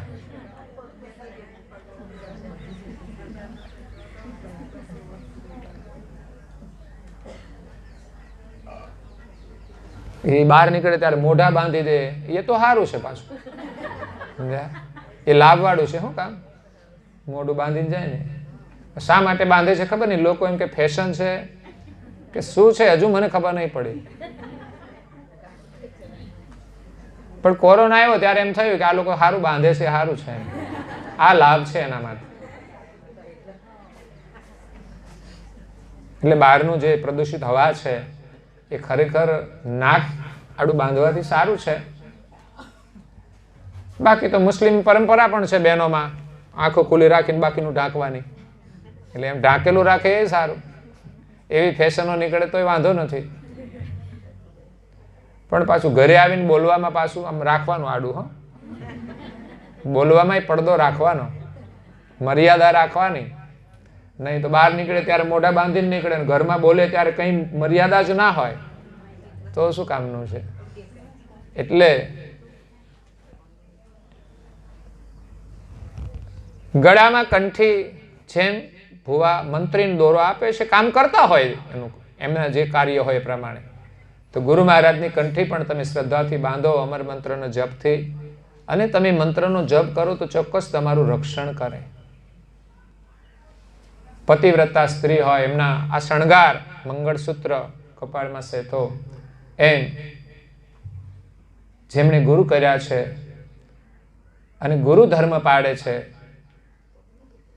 એમણે ગળામાં કંઠી ધારણ કરવી જોઈએ તુલસીની, અને કપાળમાં તિલક અવશ્ય કરવું જોઈએ. તિલક તુલસી જપમાલ કરમે. તુલસીની માળા, એક તો આપણે ગળામાં કંઠી બાંધીએ છીએ, બીજી એક જપ માળા હોય છે તુલસીની. જપ કરવો, મંત્ર જપ. કારણ કે જે પતિવ્રતા સ્ત્રીઓ છે એમના માટે પતિનું એક સ્મરણ હોય છે, એનું નામનું સ્મરણ. એનું નામ એ પતિ છે એવો એને વિશ્વાસ હોય છે. પતિનું નામ એ પતિ છે, એની ઓળખ છે. એટલે ક્યાંય પણ હોય લખવાનું હોય એટલે પાછળ એનું નામ આવે. કામકાજમાં પણ એના નામની જરૂર. પહેલા તો લોકો નહોતા લેતા, વાયા કરીને બોલાવતા હતા. કાં તો બીજું ઉપનામ હોય કોઈનું. ઘરમાં પત્નીને બોલાવવાનું ઉપનામ હતું.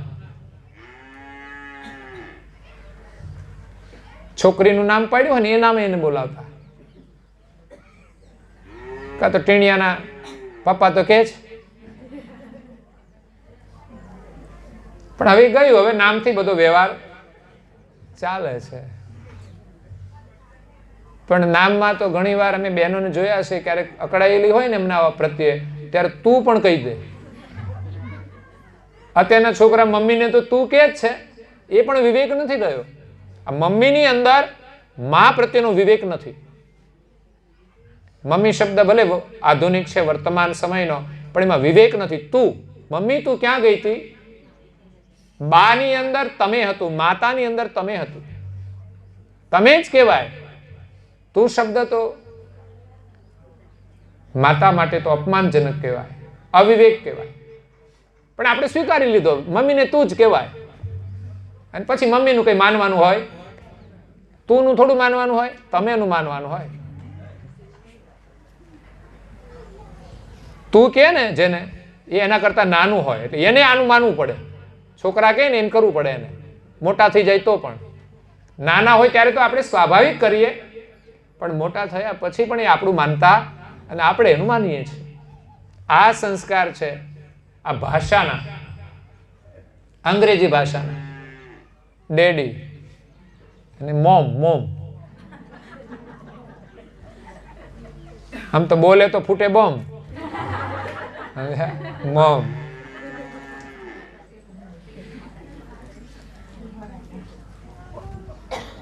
એટલે આપણી જે સંસ્કૃતિ છે એમાં સુખ સમાયેલું છે. પરિવાર જોડાયેલો રહે, બધા સ્નેહથી રહે, પૂજાપાઠ, પ્રાર્થના, સંસ્કાર આ ગૌરવપૂર્વક કરવું જોઈએ. દરેક વ્યક્તિએ કરવું જોઈએ. અને પરિવારના સભ્યોએ અઠવાડિયામાં એકવાર સાથે મળીને કરે તો બહુ જ ઉત્તમ છે. સાથે બેસીને ભોજન કરવાનો એક આનંદ હોય છે, એમ સાથે મળીને પ્રાર્થના કરો. તમે અઠવાડિયામાં એકવાર, રવિવાર રજા હોય કે ઘરના સભ્યો બધા હાજર હોય તો બે કામ કરવાના. એક પ્રાર્થના ક્યારેક ક્યારેક સાથે કરો, અનુકૂળતા હોય ત્યારે. પછી આપણે ત્યાં વ્રત હોય, વ્રત પૂર્ણિમાનું વ્રત હોય તો એ દિવસે પણ આપણે વહેલા ઉઠી, સમય બધાને અનુકૂળ હોય એ સમય બધા સાથે પ્રાર્થના કરી. કદાચ ઘરમાં એકાદ વ્યક્તિને ગાયો ભેંસોનું કામ હોય ને ટાઈમ સેટ ના થાય તો કઈ વાંધો નહીં, મોડા કરી લે. નહીં તો ગાયો ભેંસો દોતા દોતા કામકાજ કરતા કરતા પણ ઘણું કામ થતું હોય છે. સ્મરણ. એટલે વ્રત હોય ત્યારે, અઠવાડિયામાં એકવાર, અનુકૂળતા હોય ત્યારે સાથે આપણે કરીએ. પ્રાર્થના સવારે પણ કરાય, સાંજે પણ કરાય. વ્રતના દિવસે તો ખાસ બધાએ પૂરી પ્રાર્થના કરવી જોઈએ. અને હળીમળીને કરે તો એના જેવું કોઈ ઉત્તમ વ્રત નથી, જે પરિવારની અંદર સુખ, શાંતિ અને સમૃદ્ધિ લાવે છે, આપણામાં વિવેક લાવે છે, આપણા બધાની અંદર એક વિચાર આવે. એટલે પરિવારની અંદર કોઈ મતભેદ રહેતો નથી. એક મત બની જાય, બધા એકબીજાનો આદર કરે, તો એનાથી બીજો કોઈ આદર વિશેષ નથી, એનાથી બીજો કોઈ ઉત્તમ લાભ નથી. એટલે સાથે પ્રાર્થના અને બીજું દરેક વ્યક્તિએ સારા ધર્મગ્રંથ પુસ્તકનું અધ્યયન કરવું જોઈએ. ઉત્તમ વિચારો પ્રાપ્ત કરવાનું માધ્યમ એ આપણા માટે ધર્મગ્રંથ છે. જે મહાપુરુષે અનેક વર્ષો સુધી સાધના કરી, તપશ્ચર્યા કરી અને જે અનુભવ મળ્યો એમાંથી એમણે આ ગ્રંથોનું નિર્માણ કર્યું છે. એની અંદર અદ્ભુત અનુભવ પડેલો છે, જે આપણા જીવન માટે બહુ જ આશીર્વાદરૂપ છે. થોડા પણ ઉત્તમ વિચારો આપણને મળે ને તો આપણા જીવનમાં એક નવો પ્રકાશ થશે. જીવનમાં આવતી મુશ્કેલીઓ જે છે એમાં એ માર્ગદર્શક બનશે. આજે માનો કે જરૂર નથી કંઈ, પણ આજે તમે વાંચ્યું હોય, તમારી પાસે વિચાર હોય, એની સમજણ હોય, જ્યારે જ્યારે મુશ્કેલીઓ આવે ત્યારે એ દિશા આપવાનું કામ કરે, પ્રકાશ આપવાનું કામ કરે, એમાંથી તમને રસ્તો મળશે. અને જો વધારે પ્રમાણમાં વિચાર હોય, આચરણમાં હોય, તો તમારા જીવનમાં મુશ્કેલીઓ જ નહીં આવે. કારણ કે આપણું જીવન મહાપુરુષોના વિચાર પ્રમાણે હોય તો કોઈ મુશ્કેલીઓ નથી. કદાચ ગયા જન્મની કે કુદરતી મુશ્કેલીઓ આવે એ આપણને વિશેષ દુઃખી નથી કરી શકતી, પણ આપણે રોજ નવી નવી ઊભી કરીએ ને એ બહુ મુશ્કેલીઓ દુઃખદ હોય છે, જે જીવનમાં ખરેખર હોય નહીં. હવારે ખબર ના હોય કે આ મુશ્કેલી આવશે ને એવી મુશ્કેલી આપણે હવારમાં ઝઘડો કરીને ઊભી કરીએ, આપણા અહંકારથી ઊભી કરીએ, તો એ મુશ્કેલીઓ વધારે દુઃખી કરે છે. બાકી કુદરતી રીતે આવનારી જે મુશ્કેલી, માનો કે કંઈ ગરીબી છે તો છે, એ તો આપણે ઘડાઈ ગયા, એની સામે તો આપણે શાંતિથી જીવીએ છીએ. શરીર આપ્યું છે એમાં પણ આપણે સ્વીકારીને જીવીએ છીએ, પરંતુ આપણા સ્વભાવમાંથી, અહંકારમાંથી જે વિકૃતિઓ આવે છે એ વધારે આપણને દુઃખી કરે છે.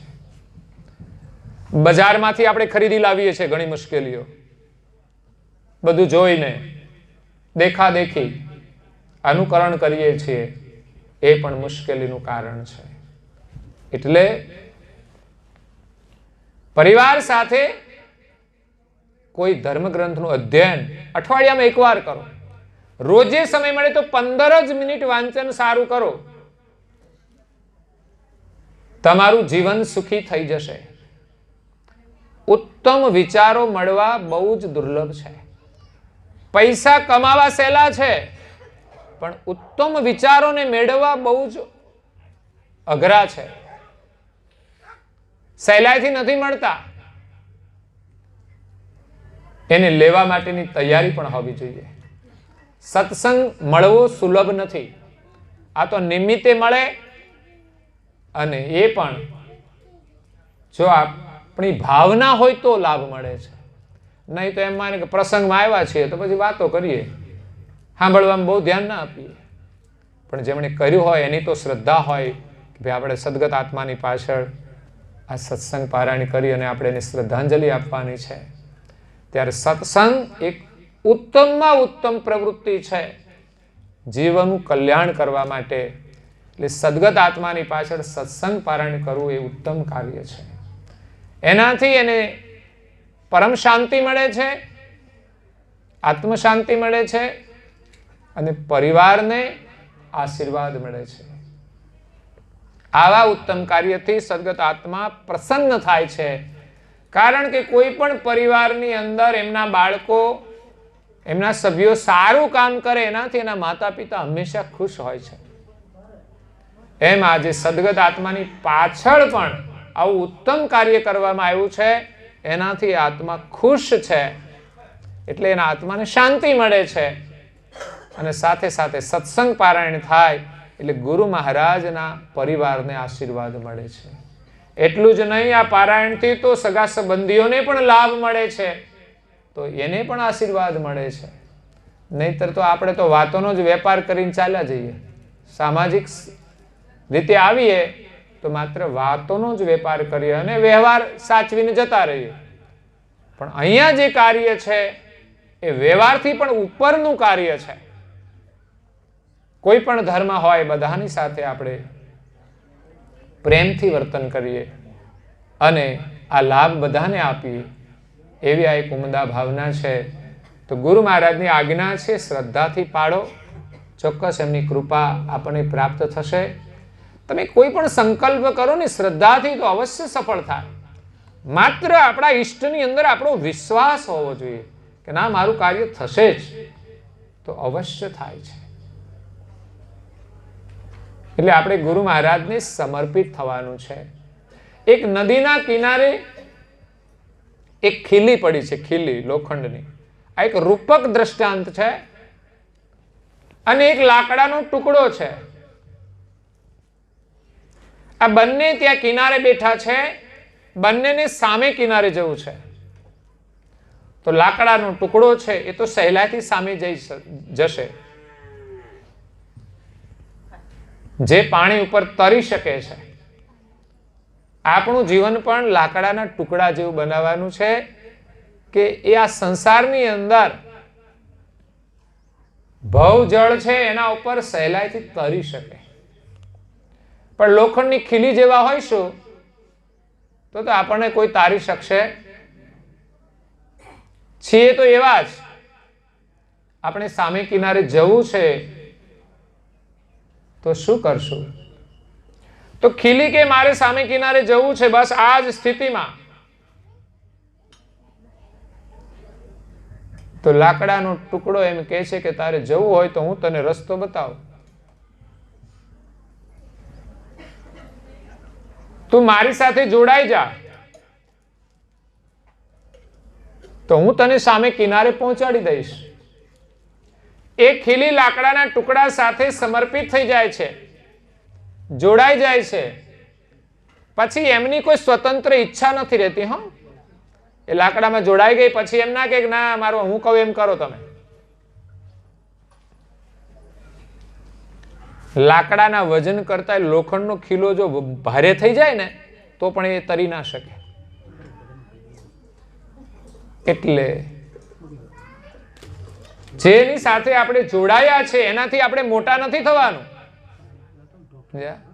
ગુરુ મહારાજ આગળ આપણે નાના બની અને આધીન થઈને રહેવાનું છે. નાના બનીને ઘરમાં છે ને, જે નાના બનીને રહે છે ને એ સુખી થઈ જાય છે, અને અભિમાન રાખીને ફરે છે ને એ દુખી થાય છે.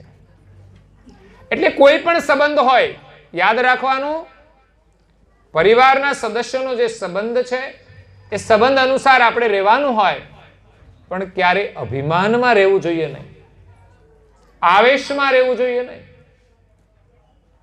નહીં તો ઘણા માથા ભારે હોય. પતિ હોય ને બહુ માથા ભારે હોય, એને અહંકાર હોય, એટલે ઘરમાં આદેશ જ આપતા હોય. અને ઘણા તો એવા માથા ભારે હોય કે ઘરમાં આવે ને તો બેનો ગભરાઈ જાય કે હાવ જ આવ્યો.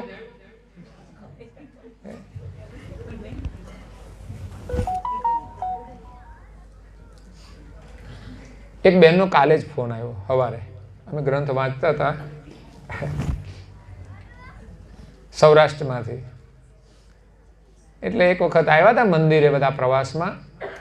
પછી કે અમે આ ગામના છીએ, એટલે તમારો નંબર કેલેન્ડરમાંથી મેં લઈને ફોન કર્યો કે અમે ત્યાં ગયા હતા, અમને બહુ સાચવા હતા, એટલે ફોન કર્યો. તો ખુશ થઈ ગયા. એ કે અમારા ગામમાં તો અમે એકલા જ છીએ, પણ મારા ગુરુએ કહ્યું ને એટલે મેં પકડી રાખ્યું, મૂક્યું ને એટલે ના જ મૂક્યું. બહુ સારું કહેવાય, આવી શ્રદ્ધા હોવી જોઈએ. એ કે તમારા ભાઈ છે ને એ તો બહુ ભોળા છે કે. હું હાવજની વાત કરું છું ને એટલે બેન બહુ આમ ખુશ હતા કે તમારા ભાઈ તો હાવ ભોળા જ કે. કોઈક દિવસ મને કશું ના ન પાડે, એમ ભક્તિ કરું પણ ના ન પાડે. એટલે મહત્વનું છે. એ તો ઘણા લોકો બહુ વિરોધ કરતા હોય છે, ઘરમાં એની પણ સમસ્યા હોય છે. એ કરે નહીં ને બીજાને કરવાય ના દે. એટલે એમના પતિ પ્રત્યેની એમની સદભાવના, જો તમે સારો વ્યવહાર કરો તો પત્ની કેટલી ખુશ હોય છે એ જોવાનું છે. એને કેટલું ગૌરવ હોય છે. અને ધર્મ પાળે અને તમે એને પાળવા દો, એ તમારી સેવામાં પણ તત્પર રહેશે. અને ઘણા વિરોધ કરે ને એનો તો પેલો જ પત્નીનો ભાવ પતિ પ્રત્યે ઉતરી જાય કે આ ક્યાં ભટકાઈ ગયો. હકીકત છે આ તો. એમની શ્રદ્ધા હોય ને સારું કામ કરવામાં રોકે, અને બીજા નંબરમાં એને કે તું મસાલા છોડ, તો ના છોડે લે, એમાં એનો ભાવ ઉતરી જાય છે. યાદ રાખજો ભાઈઓ, મસાલાને પડી ગયો કુટકા બધું ખાવ છો, પણ પત્ની એનાથી ખુશ નથી. આ તો તમે બંધાયા છો સંબંધે, અને એમના મા બાપની એક ઇજ્જત હોય છે, સમજ્યા? એ બધું સ્વીકારી લે છે અમુક વસ્તુ, પણ ખરેખર તો તમારે એમના આગળ વિશેષ દેખાવું હોય, એમનો પ્રેમ, તો તમારે આ છોડવું જોઈએ. અને હું તો એમ કહું છું કે જે ભાઈઓ મસાલા છોડે એની પત્ની બહુ ખુશ થાય. બોલો, તમે જે કહો ને એ તમને ખવડાવે. તમે એમ રાત્રે 12 વાગે કહો મારે ભજીયા ખાવા છે તો એ ખવડાવશે, પણ મસાલા ખાતા હોય ને તો ના પાડી દેશે. એટલે ઘરમાં સંબંધોમાં બહુ આપણે કર્તવ્ય ભાવે રહેવાનું. પતિ હોઈએ એટલે કંઈ આવેશમાં વર્તન કરવું એવું નથી હોતું. દરેકે પોતાનો જે સંબંધ હોય એને અનુરૂપ વ્યવહાર કરવો જોઈએ. અહીંયા ખીલી અને લાકડું બે સંવાદ કરે છે. ખીલી કે મારે સામે કિનારે જવું છે, તો લાકડું કે હું તને લઈ જાઉં, તું બસ મારી સાથે જોડાઈ જા. એટલે ખીલી છે એ લાકડામાં લાગી ગઈ.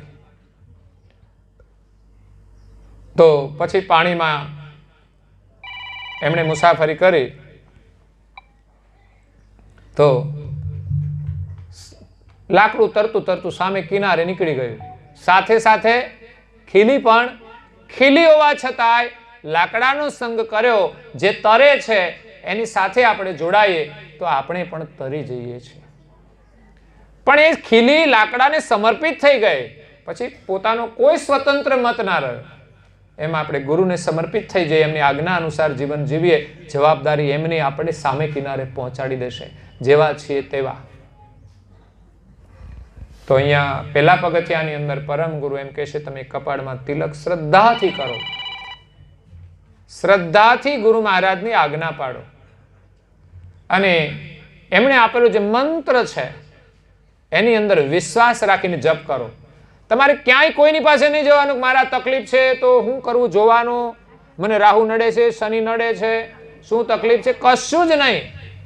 ગુરુએ મંત્ર આપ્યો છે, જે કોઈ મુશ્કેલી હોય એમાં તમે નિયમ લો કે હું આટલા મંત્ર જપ કરીશ, મને આ સારું થઈ જાય, અને થઈ જશે. ગુરુ મહારાજની પૂજા કરવાનો નિયમ, તિલકનો નિયમ, પ્રાર્થનાનો નિયમ અને મંત્રનો નિયમ તમે પાડશો, તમારા બધા જ કાર્યો સફળ થઈ જશે. મંત્ર એ આપણા કાર્યોને સફળ તો કરશે, સાથે સાથે આપણું કલ્યાણ પણ કરશે. મંત્ર જપ કરતા કરતા તો સંસારની ભાવનાઓ પણ નિર્મૂળ થઈ જાય છે. પછી કોઈ ઈચ્છા નથી રહેતી, બસ એક જ ભાવના, મારું કલ્યાણ થઈ જાય. અને જેનું કલ્યાણ થઈ જાય એને પછી જીવનમાં કોઈ દુઃખ જ રહેતું નથી. એવો અમૂલ્ય કિંમતી મંત્ર મળ્યો છે, એનું તમે મૂલ્ય કરજો, એનો તમે જપ કરજો, શ્રદ્ધા રાખીને, નિયમ લઈને, 1 માળા 2 માળા 3 માળા. આપણા બાળકોને પણ મંત્ર શીખવજો. આપણે ત્યાં શિબિરો બાળકોની થતી હોય તો અવશ્ય આપણા બાળકોને મોકલવા જોઈએ. 2-3 દિવસ ત્યાં રહે તો બાળકોને જીવનમાં બહુ શીખવા મળશે, જે તમે કદાચ ન શીખવી શકો. અને તમે જો કંઈ ઘરમાં કરતા હો તો એમાંથી પણ બાળકોને સારા સંસ્કાર મળે છે. અમે જોઈએ છે ઘણા બાળકો એટલા સંસ્કારી હોય છે કે આપણે એમ થાય કે આપણે તો જોઈને કશું શીખવું જ નથી, પણ એના ઘરમાંથી જે શીખ્યા હોય છે. એટલે તમે પણ બાળકોને સારા સંસ્કાર આપી શકો છો, અને જરૂર છે બાળકોને સંસ્કાર આપવાની. સંપત્તિ તો એના પ્રારબ્ધ પ્રમાણે મળશે અને પ્રારબ્ધ અનુસાર એ કમાશે, પણ સંસ્કાર એ બહારથી ક્યાંય બજારેથી મળતા નથી.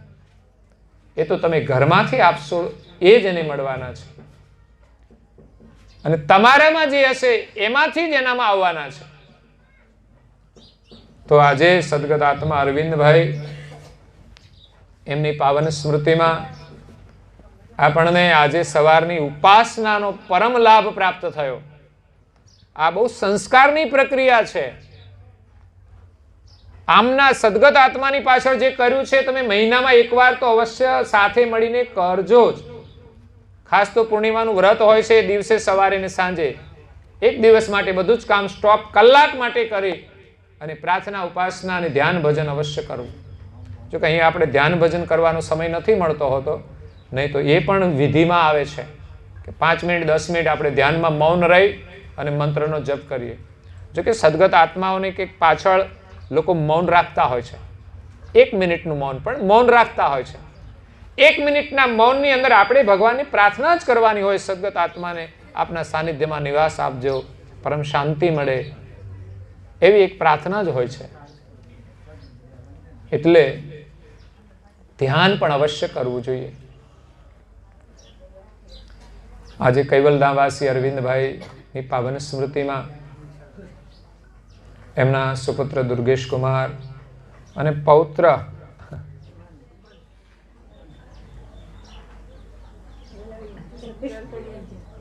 મંથ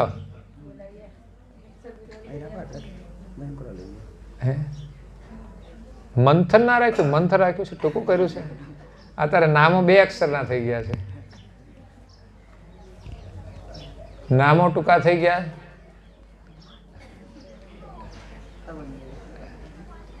એમ ઘણું બધું ટૂંકું થતું જાય છે.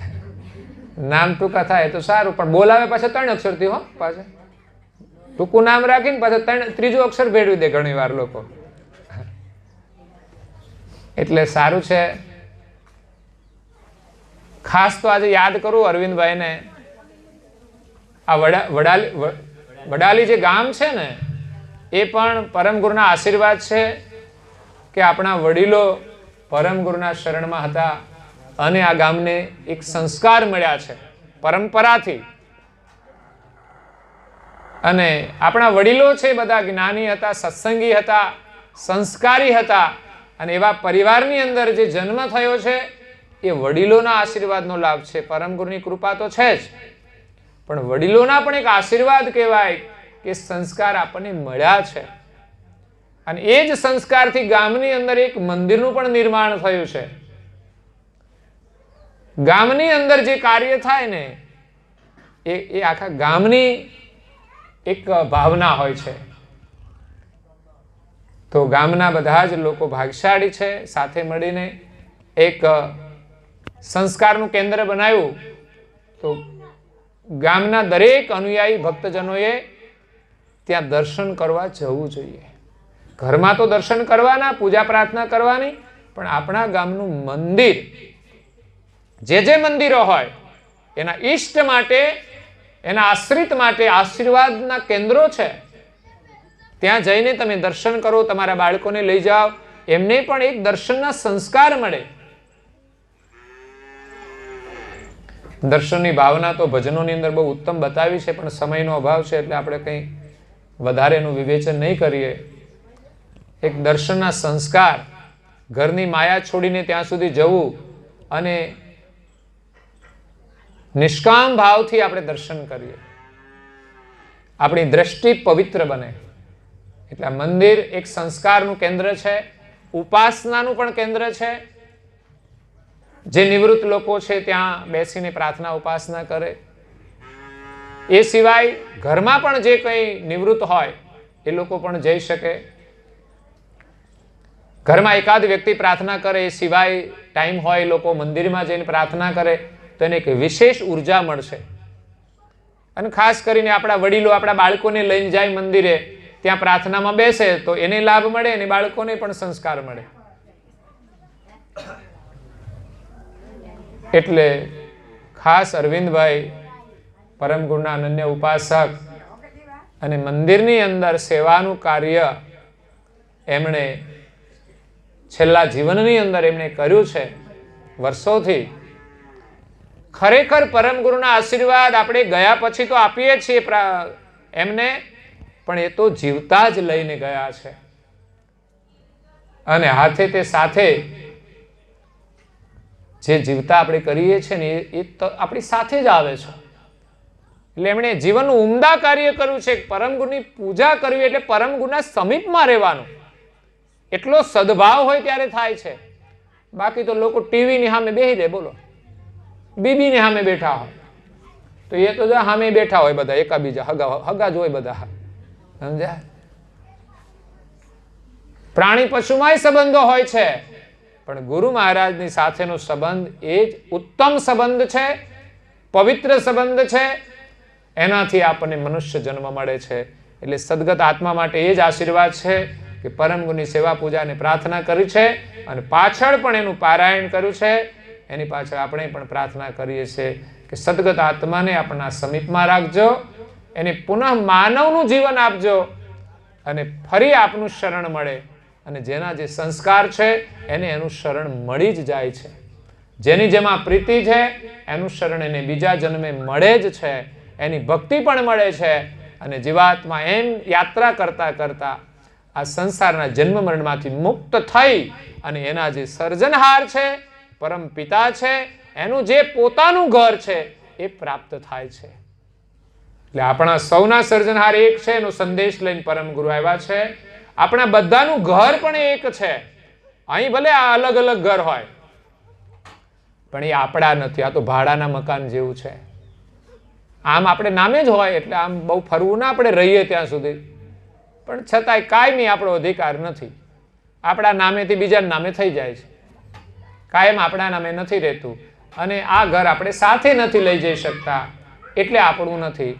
પણ રહીએ ત્યાં સુધી આપણું છે, તો એમાં રહીને આપણે ભજન કરવું જોઈએ, આનંદથી રહેવું જોઈએ, લડવું ના જોઈએ, મારા તારાના ઝઘડા ના કરવા જોઈએ. કારણ કે આ મારા તારાના ઝઘડામાં જ આપણે વધારે દુઃખી છીએ. આ માયાનો મોહ છોડી સાથે પ્રેમથી રહી અને આનંદમય જીવન જીવી આપણે આગળ જવાનું છે. આનંદથી જીવવા માટે આ માનવદેહ મળ્યો છે. લડવાનું હોય ને તો આ દુનિયામાં છે જ બધું.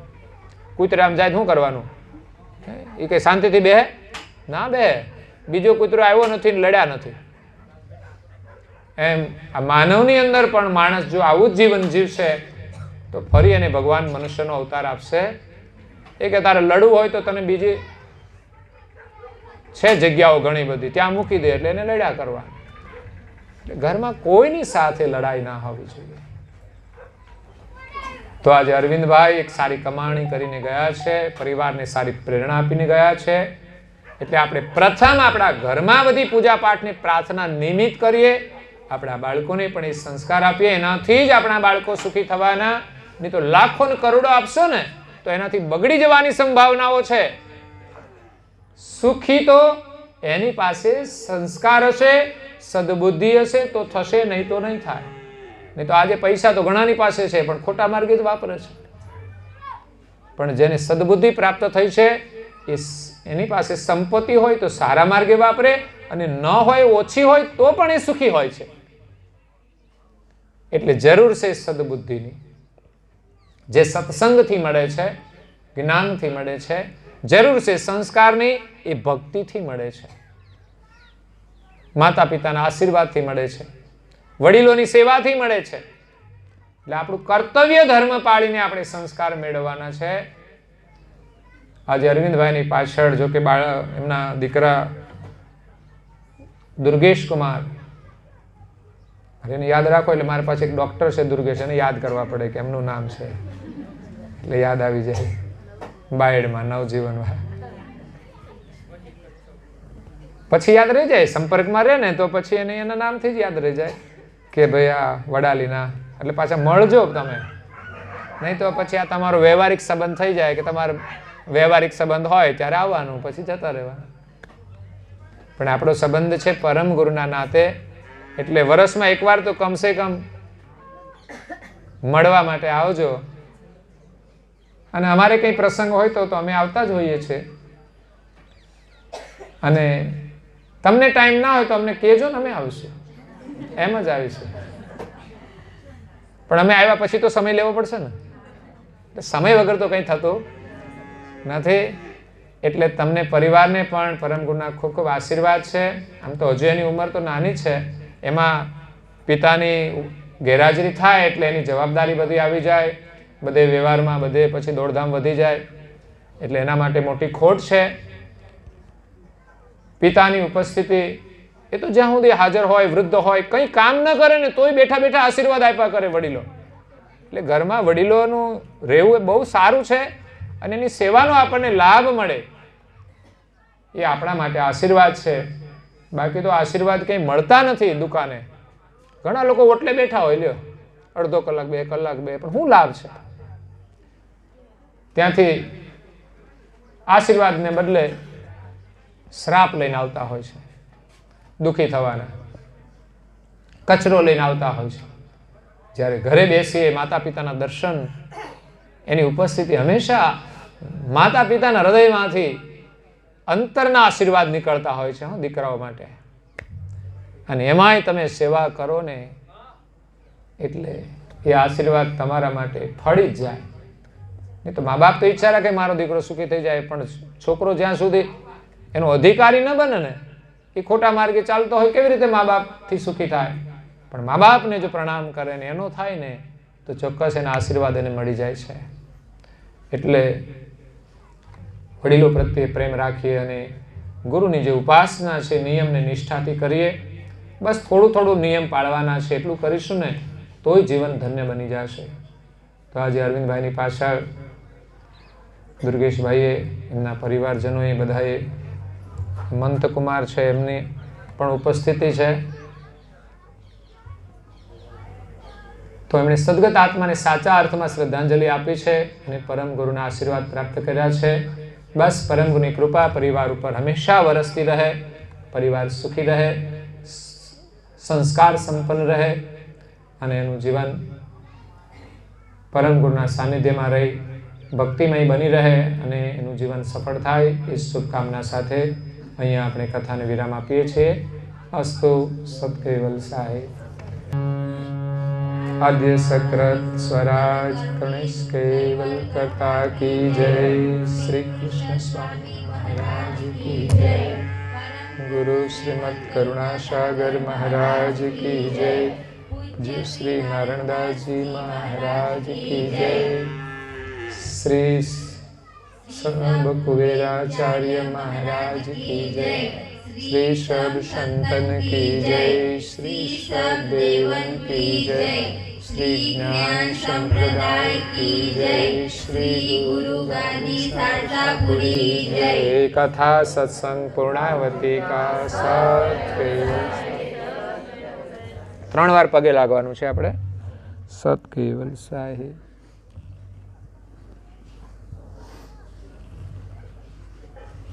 કેવલ અંશો સત કેવલ સાહેબ. બાજુ બાજુ સૌને કહેજો સત કેવલ સાહેબ, સત કેવલ સાહેબ.